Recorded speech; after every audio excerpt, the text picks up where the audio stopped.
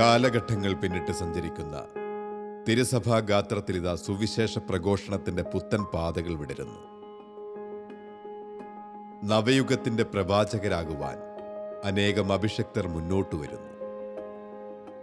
ഇത് ഇപ്പോൾ സത്യദീപത്തിന്റെ chief editor ചുമതല വഹിക്കുന്ന ഫാദർ ചെറിയാൻ നേരേവീട്ടിൽ,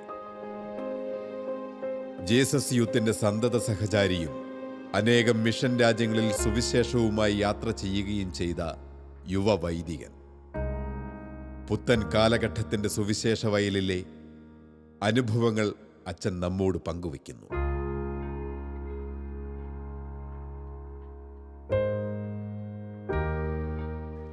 അച്ഛാ, ജോഷുവ പ്രോഗ്രാമിലേക്ക് സ്വാഗതം. Thank U.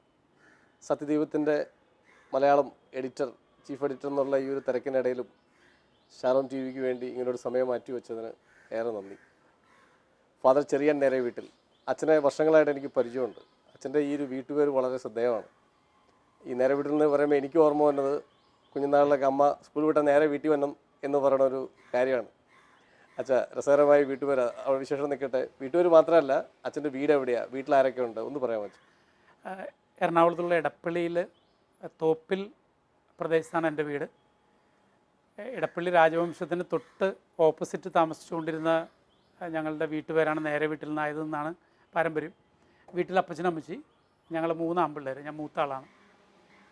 അപ്പൻ വീട്ടിൽ 3 സന്താനങ്ങൾക്ക് ശേഷം 18 വർഷത്തിന് ശേഷം ഉണ്ടായതാണ്. അതുകൊണ്ട് അപ്പനെ സാധാരണ ഞങ്ങൾ പരിസരവാസികൾ കളിപ്പേര് അനിയനെന്ന് വിളിക്കും. അച്ഛൻ്റെ കുഞ്ഞുനാൾ മുതലൊക്കെ പള്ളിയും അങ്ങനത്തെ കാര്യങ്ങളൊക്കെ ആയിട്ട് വളരെ സജീവമായിട്ട് ബന്ധപ്പെട്ടിരുന്ന ആളാണ്? തീർച്ചയായിട്ടും ഉണ്ടായിരുന്നു. സാധാരണ ഒരു കത്തോലിക്ക കുടുംബത്തിൻ്റെ വിശ്വാസ പാരമ്പര്യങ്ങൾ ഞങ്ങൾക്കുണ്ടായിരുന്നു. ചെറുപ്രായത്തിൽ തന്നെ പള്ളിയിൽ പോകാനും 4ാം ക്ലാസ്സിൽ പഠിക്കുമ്പോൾ തന്നെ എഴുത്താര സംഘത്തിൽ അംഗമാകാനും സാധിച്ചിട്ടുണ്ട്. അച്ഛൻ്റെ ഒരു വൈദികനാവാനുള്ള ആഗ്രഹവും ആ തീരുമാനവും, അല്ലെങ്കിൽ അങ്ങനത്തെ ഒരു ദൈവവിളി കണ്ടെത്തിയ ഒരു എപ്പോഴായിരുന്നു, എങ്ങനെയായിരുന്നു എന്നൊക്കെ പറയാൻ പറ്റുമോ? പടിപടിയായിട്ടാണ് രൂപപ്പെട്ടു വന്നത്.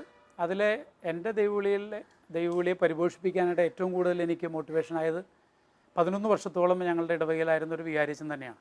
എനിക്ക് 3 വയസ്സുള്ളപ്പോൾ മുതൽ ഞാൻ 8ാം ക്ലാസ്സിൽ പഠിക്കുന്നത് വരെ. വികാരിച്ചൻ്റെ പേര് പറയണമെന്നല്ലേ? ജേക്കബ് കക്കാട്ടിച്ചിറ അച്ഛൻ. അച്ഛൻ കഴിഞ്ഞ വർഷമാണ് മരിച്ചുപോയത്. അച്ഛൻ്റെ 73ാമത്തെ വയസ്സിലാണ് അച്ഛൻ മരിക്കുന്നത്. അച്ഛൻ വീട്ടിലെ ഏക ആൺതരിയാണ്. അത്രയും വർഷങ്ങൾക്ക് മുൻപ് വീട്ടിലെ ഏക ആൺതരി അച്ഛനാകാൻ വരുന്നത് അന്നും ഇന്നും അത്ഭുതം തന്നെയാണ്. അച്ഛൻ്റെ ആ ജീവിതശൈലി എന്നെ ഒത്തിരി ആകർഷിച്ചിട്ടുണ്ട്. അച്ഛന് പിള്ളേരോടുണ്ടായിരുന്ന വാത്സല്യം, മുതിർന്നവരോടുള്ള ഒരു കരുതൽ, സ്വയമായിട്ട് എല്ലാ കാര്യങ്ങളും ചെയ്ത് ജീവിക്കാൻ, വളരെ ലാളിത്യത്തോടെ ജീവിക്കാനുള്ള അച്ഛൻ്റെ ഒരു ശൈലി, അതൊക്കെ ചെറിയ പ്രായത്തിൽ ഞാൻ പോലും അറിയാതെ എന്നെ മോട്ടിവേറ്റ് ചെയ്തിട്ടുണ്ട്. ഒപ്പം എൻ്റെ വീടിൻ്റെ ഒരു പശ്ചാത്തലം, ബന്ധുജനങ്ങളുടെ സാമീപ്യം, സിസ്റ്റേഴ്സിൻ്റെ, ഞങ്ങളുടെ ഇടവകയിൽ അന്ന് 4 കോൺവെൻറ്റ്സ് ഉണ്ട്. സാധാരണ 4 ദിക്കിലും ഓരോ കോൺവെൻറ്റ് ഞങ്ങൾക്കുണ്ടായിരുന്നു. പല കോൺഗ്രിഗേഷൻ. അതെ, പല കോൺഗ്രിഗേഷൻ. അവരുടെയൊക്കെ ഇൻഡിറക്റ്റ്ലി ആയിട്ടുള്ള സ്നേഹം, കരുതൽ, അതൊക്കെ എൻ്റെ ദൈവവിളിയെ വളരെ ശക്തമായി സ്വാധീനിച്ചിട്ടുണ്ട് ആ ചെറിയ പ്രായത്തിൽ. അതിന് ചില ഓർമ്മകൾ, ആ ഒരു ആദ്യമായിട്ട് സെമിനാരിൽ പോയ ആ ദിവസങ്ങളും അങ്ങനത്തെ സാഹചര്യങ്ങളുടെ ഓർമ്മയൊക്കെ എന്തെങ്കിലും പറയാൻ തോന്നുന്നുണ്ടോ?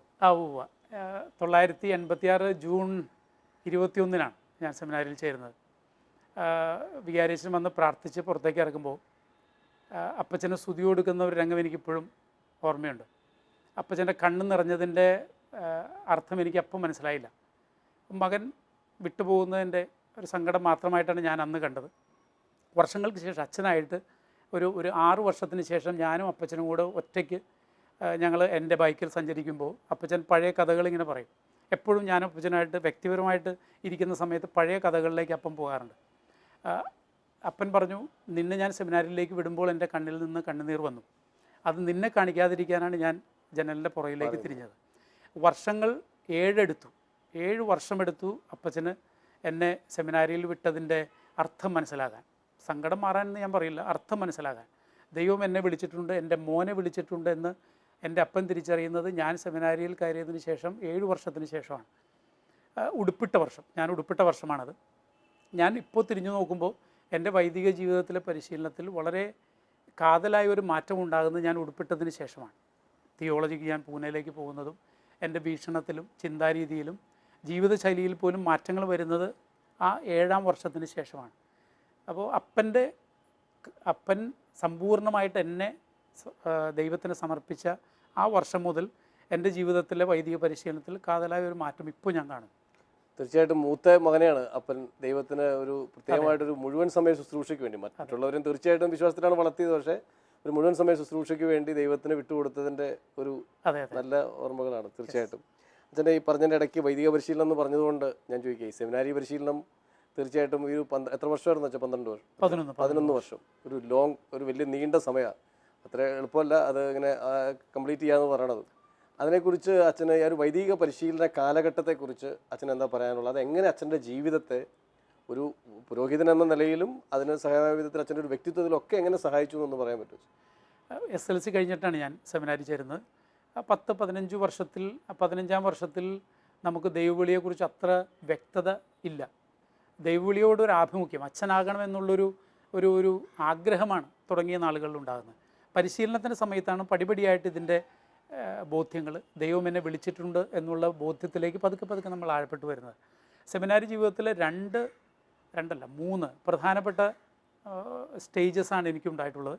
ഒന്ന്, എൻ്റെ ഫിലോസഫി കാലം ആലുവ സെമിനാരിയിലാണ് ഞാൻ പഠിച്ചത്, മംഗലപ്പുഴ. അന്ന് 3 റീത്തും ഒരുമിച്ച് പരിശീലനം നേടുന്ന സമയം. ഞങ്ങൾ അച്ഛനായതിൻ്റെ പിറ്റേ വർഷമാണ് സെമിനാരി വിഭജിക്കപ്പെടുന്നത്. അപ്പോൾ എൻ്റെ ഫിലോസഫി പരിശീലന കാലഘട്ടം 3 റീത്തും ഒരുമിച്ച് ജീവിച്ച ഒരു കാലഘട്ടമായിരുന്നു. അതുകൊണ്ട് തന്നെ ലത്തീൻ ബ്രദേഴ്സുമായിട്ടും മലങ്കര ബ്രദേഴ്സുമായിട്ടും അവിടുത്തെ അച്ഛന്മാരുമായിട്ടും അവരുടെ ലിറ്ററജി വിശ്വാസ പരിശീലന ശൈലികളുമായിട്ടും വളരെ അടുത്ത് അറിയാനായിട്ട് എനിക്ക് അവസരം ഉണ്ടായിട്ടുണ്ട്. അതുകൊണ്ട് കേരളത്തിലെ ഏത് രൂപതകളിലേക്ക് പോയാലും ഇന്ന ആൾ എൻ്റെ ബാച്ച്മേറ്റ് ആണെന്ന് പറഞ്ഞുകൊണ്ട് ഒറ്റ വാചകത്താൽ ഒരു ബന്ധത്തിലേക്ക് വളരാൻ എനിക്ക് പറ്റും. പെട്ടെന്ന് നമ്മുടെ ഒരു അടുപ്പം ബന്ധവും നമുക്ക് തിരിച്ചറിയാൻ പറ്റും. രണ്ടാമത്തെ ഒരു ടേണിംഗ് പോയിൻ്റ് എൻ്റെ ജീവിതത്തിൽ എൻ്റെ തിയോളജിയാണ്. അത് പൂന പേപ്പൽ സെമിനാരിയിലാണ് ഞാൻ പഠിച്ചത്. മാർപ്പാപ്പയുടെ കോൺഗ്രിഗേഷനായ ജെസ്യൂട്ട് വൈദികരാണ് എന്നെ പഠിപ്പിച്ചത്. ജെസ്യൂട്ട് ഫോർമേഷൻ രീതിയെക്കുറിച്ച് പ്രത്യേകം ഞാൻ പറയേണ്ട ആവശ്യമില്ല. അവർ നമുക്ക് തരുന്ന ഒരു ഓപ്പൺനെസ്, ഒരു ലിബറലിസം, ആത്മീയതയുടെ വേറൊരു ശൈലി, അത് തിയോളജി പഠനകാലത്ത് ഏഷ്യയിലെ നമ്പർ 1 മോറൽ തിയോളജിയൻസിൻ്റെ സ്റ്റുഡൻ്റ് ആകാനായിട്ടൊരു ഭാഗ്യം എനിക്കുണ്ടായിട്ടുണ്ട്. മരിച്ചുപോയ ലോബോ അച്ഛൻ, ജോർജ് സ്വാരസ പ്രഭു, റൂയി മെനസ്, ഇതൊക്കെ പൂനെയിൽ ഞങ്ങളുടെ ഗുരുക്കന്മാരാണ്. ഏഷ്യയിലെ അറിയപ്പെടുന്ന തിയോളജിയൻസാണ് അവർ. അവരുടെ ജീവിതശൈലിയും ജീവിത ലാളിത്യവും ഒക്കെ എന്നെ ഒത്തിരി സ്വാധീനിച്ചിട്ടുണ്ട്. നമ്മളെയൊക്കെ ചലഞ്ച് ചെയ്യുന്ന രീതിയിൽ ജീവിക്കാൻ, പഠിപ്പിക്കാൻ മാത്രമല്ല ജീവിക്കാൻ അവർ ശ്രമിച്ചിട്ടുണ്ട്. മൂന്നാമത്തെ ഒരു ടേണിംഗ് പോയിൻ്റ് എൻ്റെ ഡീക്കൻ പഠനകാലത്ത് ജീസസ് യൂത്തുമായിട്ടുള്ള അസോസിയേഷനിലാണ് ഉണ്ടാകുന്നത്. ഇത്രയും കാലം ഞാൻ പഠിച്ച പല കാര്യങ്ങളും പ്രാവർത്തികമാക്കാൻ, അനുഭവിക്കാൻ, അങ്ങനെ ജീവിക്കാൻ ആഗ്രഹിക്കുന്ന കുറേ യുവജനങ്ങളെയൊക്കെ ഞാൻ കണ്ടതും പരിചയപ്പെടുന്നതും ജീസസ് യൂത്തിൽ വെച്ചാണ്. തീർച്ചയായിട്ടും ഒരുപക്ഷെ യുവജനങ്ങളുമായിട്ടുള്ള അച്ഛൻ്റെ പ്രവർത്തന മേഖലയും ബന്ധങ്ങളൊക്കെ തീർച്ചയായിട്ടും ഒരുപക്ഷെ നമുക്ക് കൂടുതൽ വിശേഷങ്ങൾ നമ്മുടെ പ്രേക്ഷകർക്ക് വേണ്ടി നമ്മൾ പറയേണ്ടി വരുമായിരിക്കും. അപ്പോൾ തീർച്ചയായിട്ടും പറയേണ്ടി വരുമായിരിക്കും, നല്ല പറയണം. പക്ഷെ അതിന് മുമ്പ് ഞാൻ വീണ്ടും ചോദിക്കുന്നത്, അച്ഛൻ ആ വൈദികനായ ദീക്കൻ പട്ടം കഴിഞ്ഞ അതുവരെ അച്ഛൻ പറഞ്ഞല്ലോ, അതിനുശേഷമുള്ള ഒരു വർഷത്തെ അല്ലെങ്കിൽ കുറച്ച് കാലങ്ങൾക്ക് ശേഷം അച്ഛൻ പൗരോഹിത്യം സ്വീകരിച്ച ആ നാളുകൾ, പ്രത്യേകിച്ച് ആ ദിവസം, അതിൻ്റെ ചില ഓർമ്മകളും അച്ഛൻ അതിനുവേണ്ടി ആ ഒരുങ്ങിയ അവസാനത്തെ ദിവസങ്ങളെക്കുറിച്ചൊക്കെ തീർച്ചയായിട്ടും അച്ഛൻ്റെ മനസ്സിലൊരു ചില ചിന്തകളും ഓർമ്മകളൊക്കെ ഉണ്ടാവില്ലേ? വൈദിക ജീവിതത്തിന് ഒരുക്കമായിട്ടുള്ള അവസാനത്തെ ധ്യാനം നടക്കുന്ന സമയം എനിക്കെപ്പോഴും ഓർമ്മയുണ്ട്. പൂനെയിലെ ലോണവാലയിൽ വെച്ചാണ് ഞങ്ങളുടെ റിട്രീറ്റ് നടത്തുന്നത്. പൂന പേപ്പൽ സെമിനാരി വൈദിക പഠനത്തിലെ അവസാനത്തെ വർഷം ലോണവാലയിലെ വളരെ മനോഹരമായ പ്രകൃതി സുന്ദരമായ ഒരു സ്ഥലത്ത് ആദ്യമായിട്ടൊരു ഇംഗ്ലീഷ് അഡോറേഷൻ നയിച്ച് ഞങ്ങൾ ഒരുമിച്ച് ധ്യാനം നടത്തുന്നത്. അപ്പോൾ ധ്യാനത്തിൽ ഞങ്ങളെ റിട്രീറ്റിൽ നയിച്ച ജെസ്യൂട്ട് അച്ഛൻ ഞങ്ങളോട് പറഞ്ഞു, എല്ലാ സ്പിരിച്വൽ ആക്ടിവിറ്റീസും നിങ്ങളുടെ നേതൃത്വത്തിൽ തന്നെയാണ് നടക്കേണ്ടത്. ഞങ്ങൾ 25 പേരാണ് ഇന്ത്യയുടെ പല ഭാഗത്തു നിന്ന്. ആ ആരാധനയുടെ സീൻ എനിക്കിപ്പോഴും ഓർമ്മയിലുണ്ട്. ലോണവാലയുടെ മലയുടെ മുകളിൽ കർത്താവിനെ എഴുന്നള്ളിച്ച് വെച്ച് ഒരു വിറക് കൂട്ടം കത്തിച്ച് അതിൻ്റെ ബാക്ക്ഗ്രൗണ്ടിൽ താഴെയുള്ള ബോംബെ നഗരത്തിൻ്റെ ബാക്ക്ഗ്രൗണ്ടിലാണ് ഞങ്ങൾ ആ ആരാധന നടത്തുന്നത്. ലോകത്തിന് മുഴുവൻ പ്രകാശമായി അന്ധകാരത്തിൽ ഒരു വൈദികൻ പോകണം എന്നുള്ള സന്ദേശം ആ അഡോറേഷനിൽ ഞങ്ങൾ കൊടുക്കുന്നത്. ആദ്യമായിട്ടൊരു ഇംഗ്ലീഷ് അഡോറേഷൻ നടത്തുന്നതിൻ്റെ സകല ടെൻഷൻ മനസ്സിലുണ്ടെങ്കിലും നമ്മൾ പറയാൻ ആഗ്രഹിച്ച, പ്രാർത്ഥിക്കാൻ ആഗ്രഹിച്ച ആ ആശയം ഇപ്പോഴും എൻ്റെ മനസ്സിലുണ്ട്. വാക്കുകൾ കൊണ്ട് ഞാനത് അധികം പറഞ്ഞു കൊടുത്തില്ലെങ്കിലും പ്രതീകങ്ങളിലൂടെ അന്ധകാരം നിറഞ്ഞ ലോകത്ത് പ്രകാശമായി പുരോഹിതൻ നടന്ന് ചെല്ലണമെന്നുള്ള സന്ദേശം കൊടുത്തുകൊണ്ട് അവിടെ മുതൽ ഇടപ്പള്ളി പള്ളിയിൽ വെച്ചാണ് ഞാൻ 97 ജനുവരി 1 പട്ടം സ്വീകരിക്കുന്നത്. അഭിമന്യ മനത്തോടത്ത് പിതാവാണ്, ജേക്കബ് മനത്തോടത്ത് പിതാവാണ്, ഇപ്പോൾ പാലക്കാട് രൂപതയുടെ എറണാകുളത്ത് ഓക്സിലറി ബിഷപ്പ്. അതെ അതെ, പിതാവിൽ നിന്നാണ് ഞാൻ പട്ടം സ്വീകരിക്കുന്നത്. പട്ടം സ്വീകരിക്കുന്ന സമയങ്ങളെക്കുറിച്ച് നമുക്ക് വാക്കുകളില്ല പറയാൻ. കല്യാണം കഴിക്കുന്നവൻ വിവാഹവേദിയിൽ നിൽക്കുന്നത് പോലെ, ആദ്യമായിട്ട് കുർബാന സ്വീകരിക്കുന്ന ഒരു കൊച്ച് അൾത്താരയിൽ നിൽക്കുന്നത് പോലെ, ഒരുപക്ഷെ അതിനേക്കാൾ കുറച്ചും കൂടി ഇൻറ്റൻസായിട്ട് കർത്താവിനെ അടുത്ത് അനുഭവിക്കാനുള്ളൊരു അവസരം. അങ്ങനെ നിൽക്കുമ്പോൾ എന്നെ ഞാനാക്കിയ എൻ്റെ കഴിവുകളെക്കുറിച്ചല്ല ഞാൻ ധ്യാനിക്കുന്നത്. എന്നെ ഞാനാക്കാൻ വേണ്ടി അക്ഷീണം അധ്വാനിച്ച ഒത്തിരി യുവജനങ്ങൾ, എന്നെ പഠിപ്പിച്ച അധ്യാപകർ, സെമിനാരിയിലും സെമിനാരിക്ക് പുറത്തും ജീവിച്ച എൻ്റെ ഉപകാരികൾ, കാർന്നന്മാരടക്കം ഉള്ള ഒത്തിരി പേരുടെ ചിത്രങ്ങൾ, ഒത്തിരി പേരുടെ ഓർമ്മ പ്രാർത്ഥനയായിട്ടാണ് എൻ്റെ മനസ്സിൽ വന്നത്. തീർച്ചയായിട്ടും ഞാൻ പറഞ്ഞ പോലെ അന്ധകാര ലോകത്തൊരു പ്രകാശമാകാൻ ആണ് ഒരു വൈദികൻ വിളിക്കപ്പെടുന്നുള്ളൊരു ആ ഒരു ബോധ്യത്തോടു കൂടി തന്നെ ആ ഒരു പട്ടം സ്വീകരിക്കാൻ പറ്റിയതൊരു വലിയ ദൈവാനുഗ്രഹം തന്നെയാണ്. പക്ഷേ എങ്കിലും തീർച്ചയായിട്ടും ഒരു വൈദിക ജീവിതം എന്ന് പറയുന്നത് പിന്നീട് വൈദികനായിട്ട് ഒത്തിരി കാര്യങ്ങൾ അച്ഛൻ്റെ ജീവിതത്തിൽ അനുഭവങ്ങളുണ്ടാവും നമുക്ക് പറയാം. പക്ഷെ അതോടൊപ്പം എപ്പോഴെങ്കിലും വൈദികനാവണ്ടായിരുന്നു എന്ന് പിന്നീട് ഇപ്പോൾ പട്ടം സ്വീകരിച്ചതിന് ശേഷം അതൊരു അല്ലെങ്കിൽ റിഗ്രറ്റ്, ഇത് വേണമായിരുന്നു, ഇത് ഇച്ചിരി നിറവേട് ചോദ്യമാണെന്ന് എനിക്കറിയാം, എന്നാലും അങ്ങനെ തോന്നിയിട്ടുണ്ടോ അച്ഛാ? നമ്മൾ എടുക്കാൻ പോകുന്ന ജീവിത ശൈലി എടുക്കണോ വേണ്ടയോ എന്നുള്ള പ്രലോഭനം എല്ലാവർക്കും ഉണ്ടായിട്ടുണ്ട്. അതൊരു ലൈഫ് സ്റ്റൈലുമായിട്ട്. അതെ, അച്ഛനായതിന് ശേഷം അങ്ങനെയുള്ള പ്രലോഭനം എനിക്കുണ്ടായിട്ടില്ല. പക്ഷേ അച്ഛനാകാൻ വേണ്ടി ഒരുങ്ങിക്കൊണ്ടിരിക്കുന്ന അവസരത്തിൽ 2 പ്രാവശ്യം വളരെ ശക്തിയായിട്ടുണ്ടായിട്ടുണ്ട്. അതിലൊന്ന് മൈനസ് സെമിനാരിയിൽ വെച്ചാണ്. നമ്മുടെ ബാറ്റൺ ബോസിൻ്റെ മാന്ത്രിക നോവലുകളൊക്കെ ഒത്തിരി വായിച്ചുകൊണ്ടിരുന്ന മനുഷ്യനാണ് ഞാൻ ഹൈസ്കൂൾ പ്രായത്തിൽ. അപ്പോൾ അതൊക്കെ ചിന്തകളായിട്ട് മനസ്സിൽ കിടക്കുന്ന കാരണം ഒറ്റയ്ക്ക് ജീവിക്കാൻ, പ്രത്യേകിച്ച് വികാരിയച്ചന്മാർ, ഞാനൊരു ഇടവക വൈദികൻ ആണ്, വികാരിയച്ചന്മാർ സാധാരണ സിമിത്തേരിക്ക് അടുത്താണ് താമസിക്കുന്നത്. അത് ഞാൻ മൈനസ് സെമിനാരിൽ പോയി ആദ്യത്തെ വെക്കേഷൻ മനസ്സിലാക്കിയ ഒരു കാര്യമാണ്. അതുവരെ എനിക്ക് അതേക്കുറിച്ച് വലിയ അറിവില്ലായിരുന്നു. സിമിത്തേരിയുടെ തൊട്ടടുത്താണ് വികാരിച്ചൻ്റെ കിടപ്പുമുറി. അത് കണ്ടപ്പോൾ അന്ധകാരത്തെ പേടിച്ച്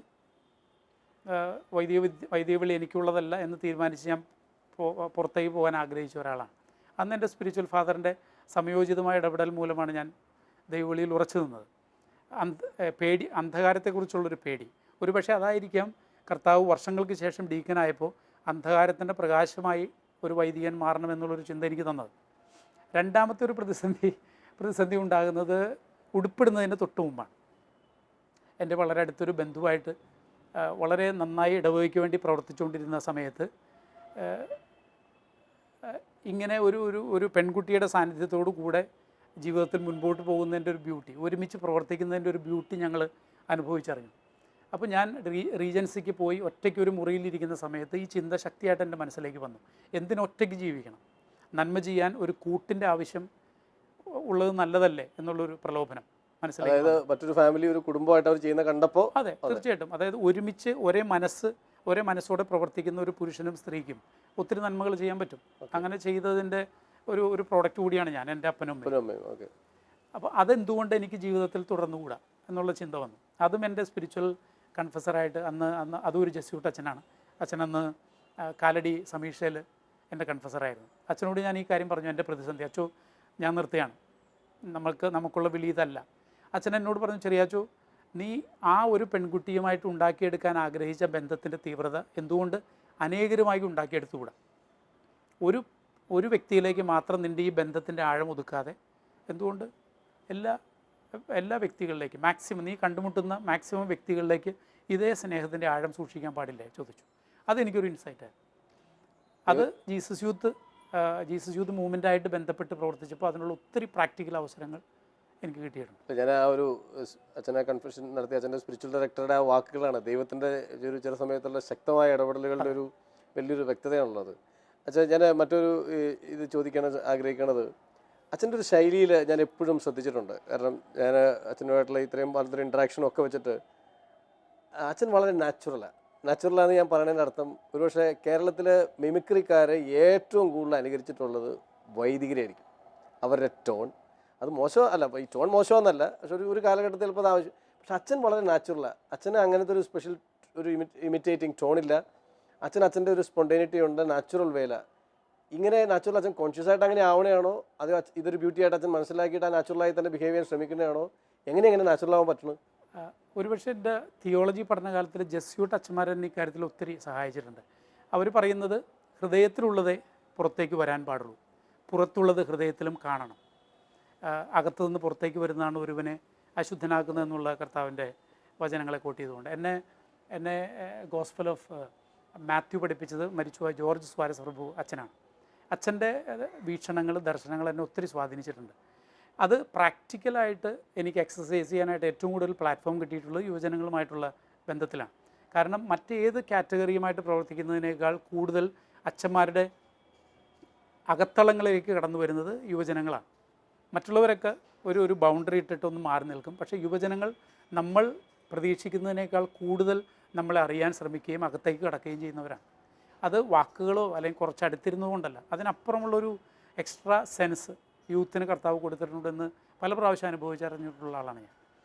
അപ്പോൾ ഈ ജീസസ് യൂത്തുമായിട്ടുള്ള ബന്ധത്തിൽ അതുകൊണ്ട് തന്നെ ഞാൻ സെമിനാരിയിൽ കേട്ട ഈ കാര്യം പ്രാവർത്തികമാക്കാനുള്ള ഒത്തിരി അവസരങ്ങൾ ഉണ്ടായി. അച്ഛൻ മറ്റൊരു കാര്യം, അച്ഛന് എറണാകുളം അങ്കമാലി അതിരൂപത അംഗമായ ഒരു വൈദികനാണ്.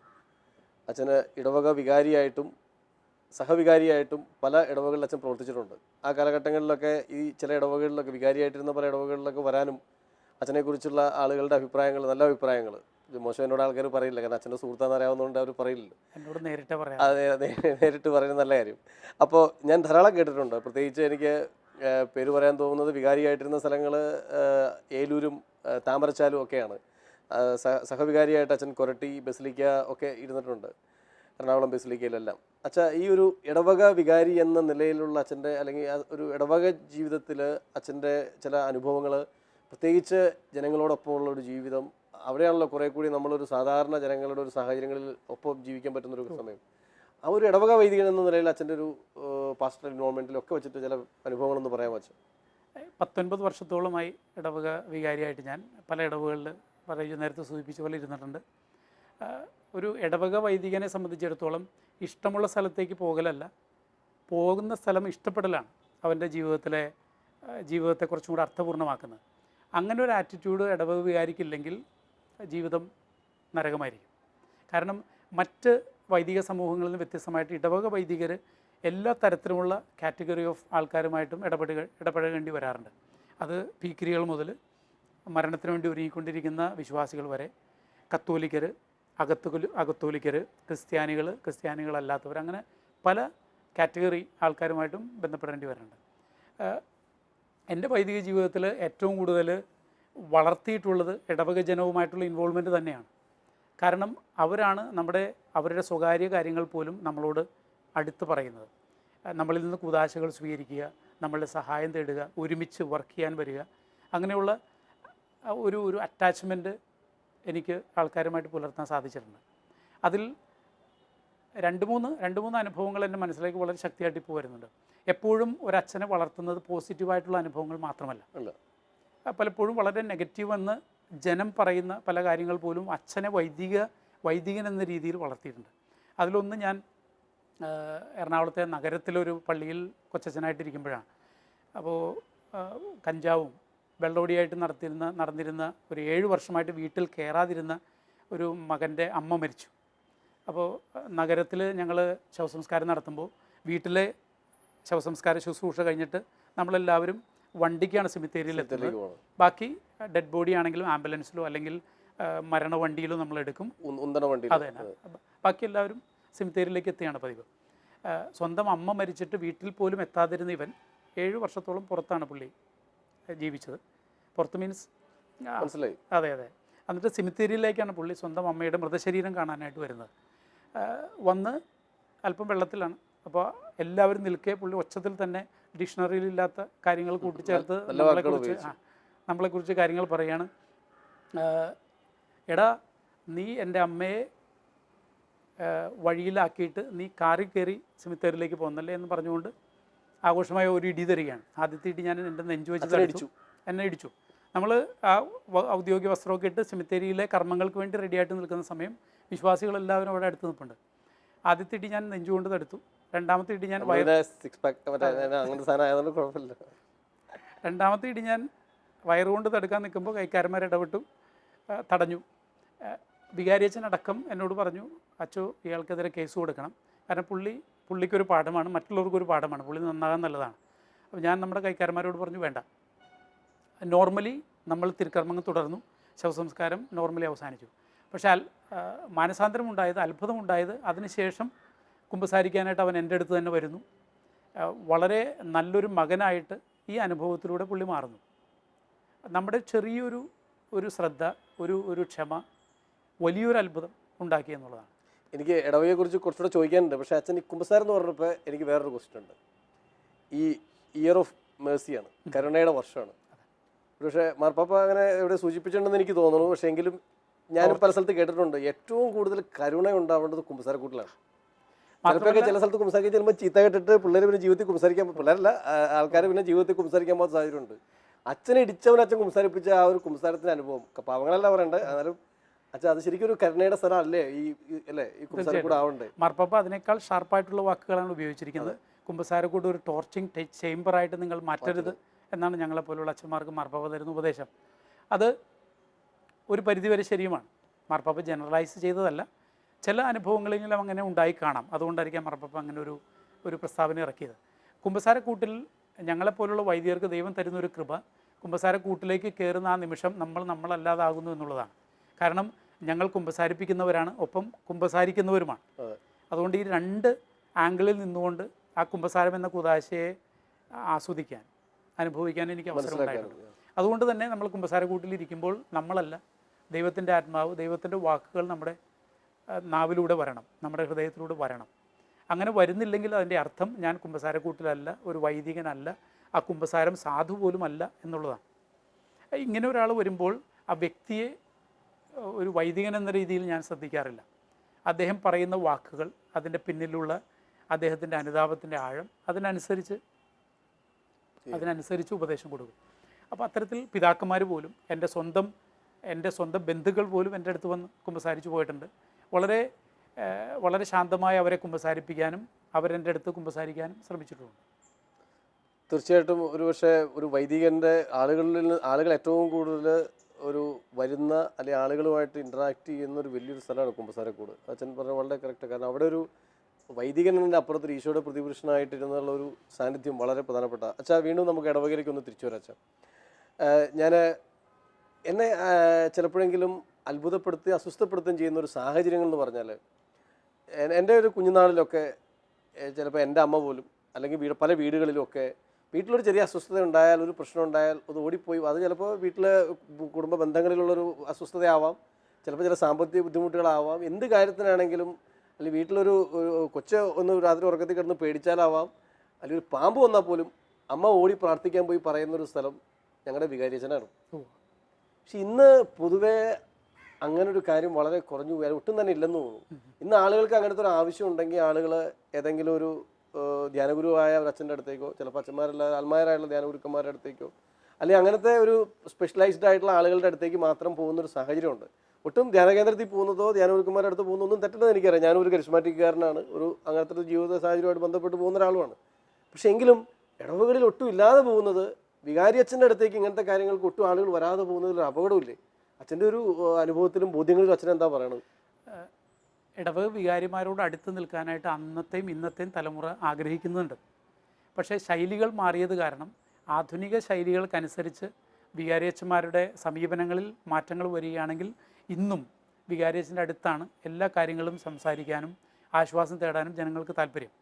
പക്ഷേ ഇന്ന് എല്ലാ കാര്യങ്ങൾക്കും റൈജു നേരത്തെ സൂചിപ്പിച്ചതുപോലെ ഒരു എക്സ്പേർട്ട് ഒപ്പീനിയൻ എടുക്കാനുള്ളൊരു ശൈലി നമ്മുടെ കുടുംബങ്ങളിൽ വർദ്ധിച്ചു വരുന്നത് കാരണം അങ്ങനെയുള്ള കാര്യങ്ങൾക്ക് വേണ്ടി ധ്യാന സെൻറ്ററുകളിലോ കൗൺസിലേഴ്സിൻ്റെ അടുത്തേക്ക് അവർ പോകുന്നുണ്ട്.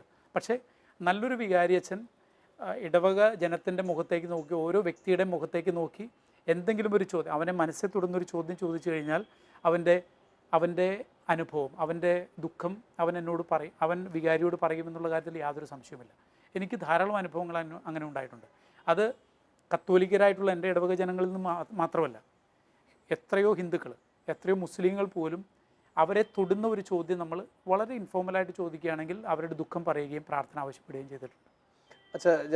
അച്ഛൻ എൻ്റെ ഇടയിൽ ഈ ഹിന്ദുക്കളായാലും മുസ്ലിങ്ങളായാലും പറഞ്ഞുകൊണ്ട് ചോദിക്കുക, ഇത് ഞാൻ ധാരാളം വൈദികരെ ഞാൻ കണ്ടിട്ടുണ്ട്. ധാരാളം വൈദികർ ഇടവക എന്ന് പറയുമ്പോൾ അവർക്ക് ആ ഇടവകയിലുള്ള കത്തോലിക്ക വീടുകൾ മാത്രമല്ല, ആ ഇടവക അതിർത്തിയിലുള്ള എല്ലാ കുടുംബങ്ങളും അവരൊരു വലിയൊരു പാസ്റ്ററൽ അപ്രോച്ചോട് കൂടി പോകുന്നത് ഞാൻ കണ്ടിട്ടുണ്ട്. പക്ഷെ ഇന്നത് കുറഞ്ഞു പോയിട്ട് പല സ്ഥലങ്ങളിലും ഇത് വളരെ സങ്കുചിതമായൊരു മനോഭാവമുണ്ട്. അച്ഛൻ തീർച്ചയായിട്ടും അങ്ങനത്തെ ഒരാളല്ല. അച്ഛൻ തീർച്ചയായിട്ടും എവിടെയായിരുന്നാലും എല്ലാ തരത്തിലും ജാതി മതമൊന്നും നോക്കാതെ ഇടപെടുന്ന ഒരാളാണെന്നും അച്ഛനുള്ള വ്യക്തിപരമായ ഇടപെടലുകളും പ്രവർത്തനങ്ങളും എനിക്ക് മനസ്സിലായിട്ടുണ്ട്. പക്ഷേ അതിനെക്കുറിച്ച് ഒന്ന് അച്ഛൻ്റെ അനുഭവങ്ങളും തരത്തിലും കൂടെ ഒന്ന് പറയാൻ പറ്റുമോ അങ്ങനത്തെ ചില കാര്യങ്ങൾ? എനിക്ക് ഈ ബോധ്യം നൽകിയത് എൻ്റെ ഇടവകയിലിരുന്ന പഴയൊരു വികാരിയച്ഛനാണ്, മാത്യു പൈനിങ്കൽ അച്ഛൻ. അച്ഛൻ എപ്പോഴും പറയാറുള്ള ഒരു വാചകമുണ്ട്: പിതാവ് എന്നെ തോപ്പിൽ ഇടവകയുടെ കത്തോലിക്കരുടെ മാത്രമല്ല വികാരിയാക്കിയിരിക്കുന്നത്, തോപ്പിൽ പ്രദേശത്തെ എല്ലാ കുടുംബങ്ങളുടെയും വികാരിയായിട്ടാണ് ഞാൻ വന്നിരിക്കുന്നതെന്ന് സ്വന്തം ഇടവകയെക്കുറിച്ച് അച്ഛൻ പറയാറുണ്ട്. അതുകൊണ്ട് തന്നെ അച്ഛൻ ചാർജ് എടുക്കുന്ന ഇടവക അതിർത്തിയിലെ എല്ലാ കുടുംബങ്ങളിലും അച്ഛൻ നിർബന്ധമായിട്ട് കയറിയിരിക്കും.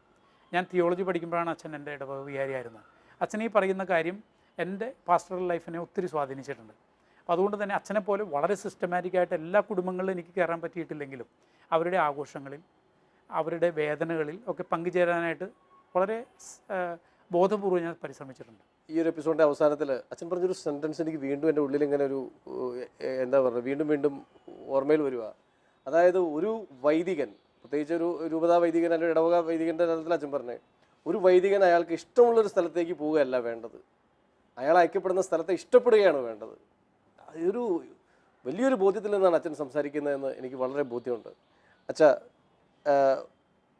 ഇത്രയും കാലത്തിൽ അച്ഛൻ്റെ ഈ ഒരു വൈദിക വൃത്തി ഇത്രയും മനോഹരമായി പോകാൻ ഇടയായതിൻ്റെ കാതൽ എന്താണെന്ന് അച്ഛൻ പറഞ്ഞു കഴിഞ്ഞു. ഇനിയും മുൻപോട്ടുള്ള അച്ഛൻ്റെ വൈദിക ജീവിതത്തിൽ തീർച്ചയായിട്ടും അച്ഛനെ മുന്നോട്ട് നയിക്കാൻ പോകുന്നത് ഇത് തന്നെയാണ്. ഈ അന്ധകാര ലോകത്ത് പ്രകാശമായി തീരാൻ വിളിക്കപ്പെട്ടവനാണ് ഒരു വൈദികൻ എന്നുള്ള അച്ഛൻ്റെ ബോധ്യം. ഇത് അടിപൊളി അച്ഛാ, ഇത് തകർക്കും. എന്തായാലും ശാലോം ടി വിയുടെ ഈ ഒരു ജോഷുവ പ്രോഗ്രാമിൻ്റെ ഈ എപ്പിസോഡിൽ അച്ഛൻ വന്നതിനും ഞങ്ങളോടുകൂടി ആയിരുന്നതിനൊക്കെ തീർച്ചയായിട്ടും അച്ഛൻ്റെ കൂടുതൽ വിശേഷങ്ങൾ അടുത്ത എപ്പിസോഡിൽ അച്ഛൻ പറയണം. എങ്കിലും അച്ഛൻ്റെ ഈ ഒരു സാന്നിധ്യത്തിന് ഒത്തിരി നന്ദി. ഇനിയും മുൻപോട്ട് ഒരു വെളിച്ചമായി ഈ ലോകത്ത് തുടരാൻ അച്ഛനെ ദൈവം അനുവദിക്കട്ടെ. താങ്ക് യു അച്ഛൻ. താങ്ക് യു ശാലോം പ്രേക്ഷകർ. കുരിശിനു താഴെ എരിയുന്ന മെഴുകുതിരി പോലെ ക്രിസ്തുവിനായി എരിയുന്ന ജീവിതം. സത്യദീപം എന്ന മാധ്യമ ശുശ്രൂഷയുടെ കാവലാളാകുവാനും അതുവഴി തിരുസഭയുടെ സൗന്ദര്യം ലോകമെങ്ങും പ്രഘോഷിക്കുവാനും ദൈവം ഇപ്പോൾ ഈ പുരോഹിതനെ അഭിഷേകം ചെയ്തിരിക്കുന്നു. സകലതും ക്രിസ്തുവിനെ പ്രതി ചെയ്യുവാനും സകലതും ക്രിസ്തുവിനായി ചെയ്യുവാനും ആഴത്തിലുള്ള വചനധ്യാനവും പ്രാർത്ഥനയും അച്ഛന് കരുത്താകുന്നു. സമർപ്പണ വഴിയിലെ അനുഭവങ്ങളുടെ കൂടുതൽ പങ്കുവെക്കലുകളുമായി അടുത്ത വാരം നമുക്ക് കാത്തിരിക്കാം. ശിമയോനും യാക്കോബും യോഹന്നാനും വലകഴുകും വലക്കാരും വഞ്ചിക്കാരും. ശിമയോനും യാക്കോബും യോഹന്നാനും വലകഴുകും വലക്കാരും വഞ്ചിക്കാരും. ഒരു നിമിഷം കേൾക്കാമോ നിങ്ങൾക്കായി നൽകാം ഞാൻ ഇന്നൊരു സന്ദേശം. നിങ്ങളെ സാക്ഷാൽ മുക്കുവരാക്കാൻ ഉതകും സുവിശേഷം. നിങ്ങളെ സാക്ഷാൽ മുക്കുവരാക്കാൻ ഉതകും സുവിശേഷം. ആഴക്കടലിൽ പോകുവിൻ, ആഴത്തിൽ വലയെറിയുവിൻ. ആഴക്കടലിൽ പോകുവിൻ, ആഴത്തിൽ വലയെറിയുവിൻ.